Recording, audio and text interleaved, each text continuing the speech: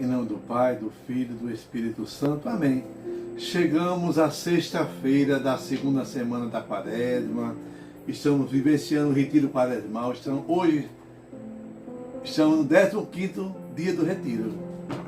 Obrigado por me acolher em sua casa, por fazer comigo esse pequeno apostolado da palavra.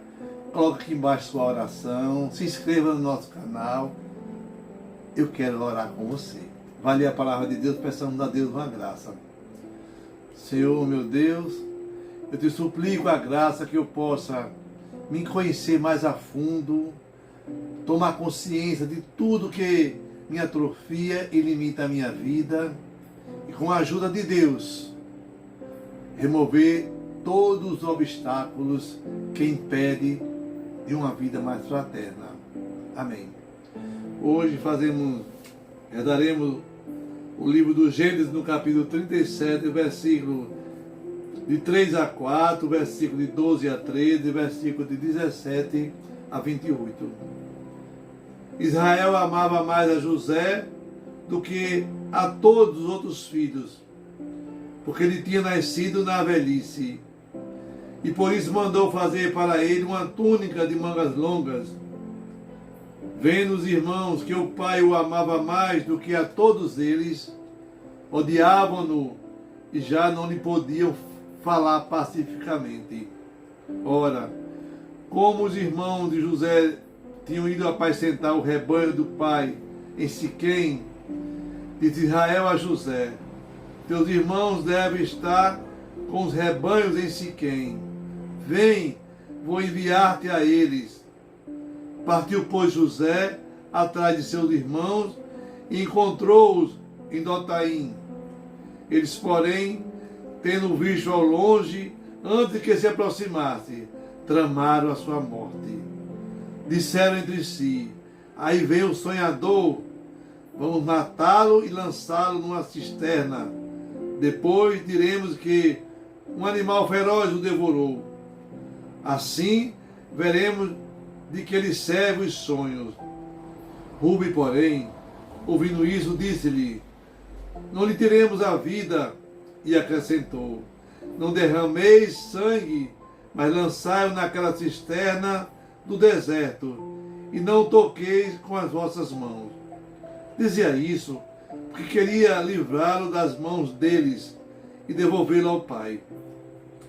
Assim que José chegou perto dos irmãos, estes despojaram-no da túnica de mangas longas, pegaram nele e lançaram-no numa cisterna que não tinha água.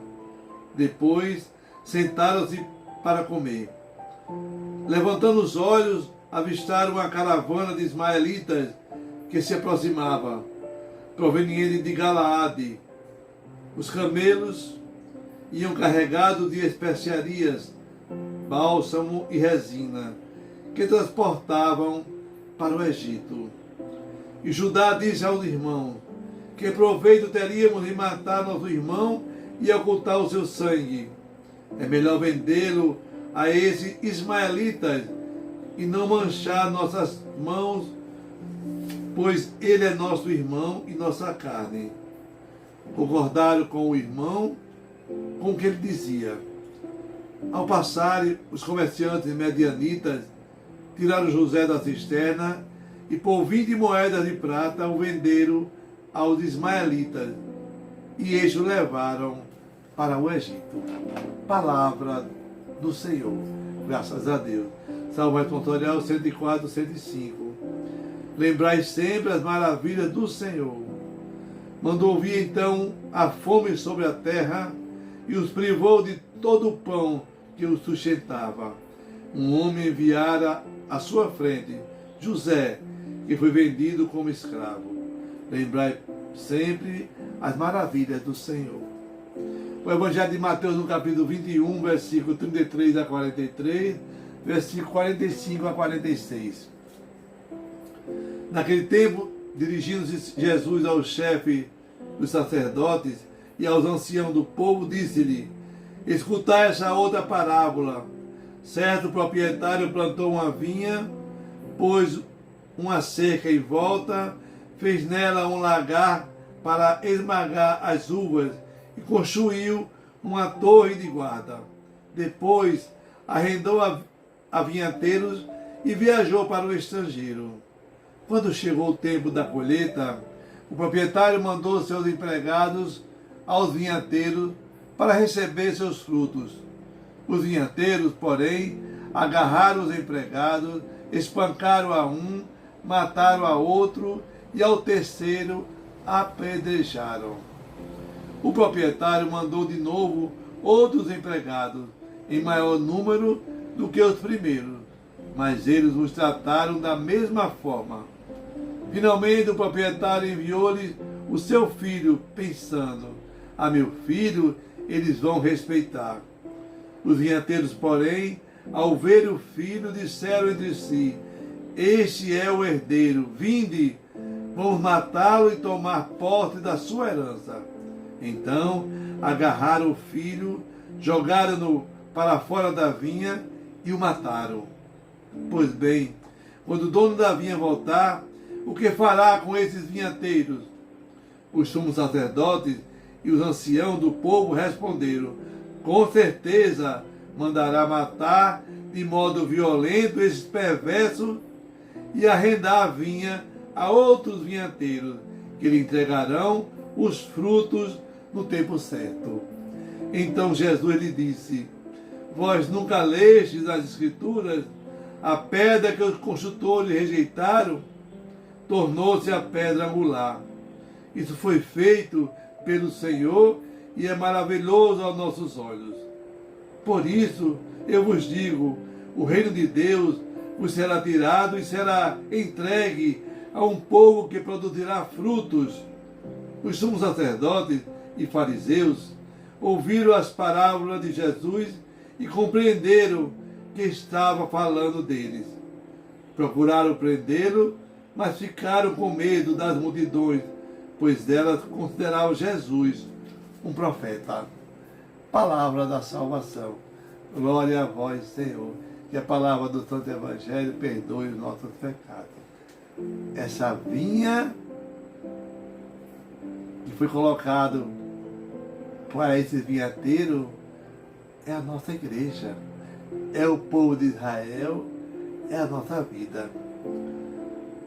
A vida é uma vinha e Deus pega o fruto dessa vinha e nos dá a semente. E nós passamos a semana todinha firme na fé. E Jesus vem buscar no domingo a semente que foi colhida. Já pensou nisso? É por isso que o reino de Deus será tirado dos judeus e dado aos pagãos. Hoje, o capítulo 37 de Gênesis, nós vemos a história de José do Egito. Os seus irmãos, enciumados com José, porque dizia que o pai Israel gostava mais de José do que deles, tramaram matá-lo. E consideravam José como um sonhador. E José, ele é vendido aos ismaelitas. E eles voltam para casa com a túnica que roubaram, tiraram do seu irmão, para entregar a seu pai. O salmista hoje, no Salmo 104, vai dizer: lembrai as maravilhas do Senhor. Deus, ele faz as coisas e tudo que ele faz é bem feito. Os propósitos do Senhor, eles são corretos. Amanhã nós vamos ver como José se saiu e como Deus fez prodígios no seu entendimento. Hoje, em Mateus, no capítulo 21, nós vemos aqui um ser humano que não quer dar o que é de Deus. A gente acha que Deus, ele nos violenta. Quantas vezes nós achamos que Deus nos rouba? Ô diácono, não estou entendendo. Sim, quando Deus nos pede para ir para a igreja todo domingo, o pessoal acha que é uma violência. Quando Deus diz assim para você dar a sua oferta no culto, ser dizimista, as pessoas acham que estão sendo roubadas. Olha só, Deus pede apenas para nós irmos uma vez no culto aos domingos. E Ele quer que eu e você, nós possamos devolver o que Deus nos deu, que está sobrando. Então assim, nós somos chamados a ser caridoso e prestativo com a casa de Deus e com o nosso próximo. Então assim, nós temos que ver, né, que nós estamos nesse mundo para fazer cumprir a justiça de Deus. Vai chegar um tempo da colheita. Ô diabo, que colheita é essa? Tudo aquilo que Deus me deu, os frutos do Espírito Santo que eu recebi pelo meu batismo, que foi plantado, onde eu semeei, e Deus vai cobrar de mim. E eu vou falar para Deus assim: aqui está, Senhor, aquilo que tu me destes, eu te devolvo. Mas tem muita gente que diz assim: ninguém manda em mim, tudo que eu faço é da minha cabeça. Conhece gente assim? Tem gente que parece ser proprietário da sua própria vida. Conhece gente assim também? O ser humano, ele não sabe se devolver a Deus. Aí quando Deus manda os profetas para colher da gente os frutos, a gente vai querer matar esses profetas. Ô diácono, e quando é que acontece essa colheita? Para mim, todo domingo, quando eu vou à missa, tem um tempo para Deus. Todos os dias, quando eu paro para escutar a liturgia diária. Todos os dias, quando eu recebo a Eucaristia. Quando eu sou bom para o outro. Olha só, todos os profetas que Deus mandou para esse mundo foram assassinados. E a palavra de Deus, ela criou um verdadeiro ódio nas pessoas. Aí Deus vê que todos os profetas foram mortos. Ele diz: vou mandar o meu filho, porque eles vão respeitar. Mas quando viram o filho do dono, disseram: esse aí é o herdeiro da vinha, vamos matá-lo para tomar a sua herança. Olha só, matar Jesus para ficar com aquilo que não é meu. Olha só o que o pecado não faz com as pessoas, cega as pessoas. Pois bem, quando o dono da vinha ele chegar, ele voltar, quando Deus voltar, o que é que ele vai fazer com aqueles que mataram seu filho, que mataram os profetas? Olha só, nós temos que colocar em prática o temor de Deus. Pergunte para você mesmo: como é que eu estou vivendo o meu batismo? Como é que eu estou recebendo esses dons que ao longo da minha vida eu tenho que cuidar e semear, porque vai gerar fruto. Lembrando que nada é seu, tudo é emprestado. Se eu e você, nós não formos bons, a unção ela vai ser tirada de nós e dada àqueles que produzem frutos, aqueles que vão fazer algo de bom para o nosso próximo. É por isso que eu e você, nós temos que, durante todo o ano, nós temos essa quaresma. A quaresma ela nos serve para fazer esse exercício, né? Rezar por mim mesmo, no meu jejum, rezar com Deus na oração e rezar na minha doação, que é na minha partilha com o meu próximo. Então assim, eu e você somos chamados nessa quaresma a não desperdiçarmos a graça que Deus coloca na minha vida e coloca na sua vida também. A única coisa que Ele pede é que eu e você nos convertamos. Então, peçamos a Deus a graça de enxergarmos a fé na palavra proclamada, na Eucaristia, porque tudo é fonte de salvação para mim e para você, enquanto estivermos nessa terra.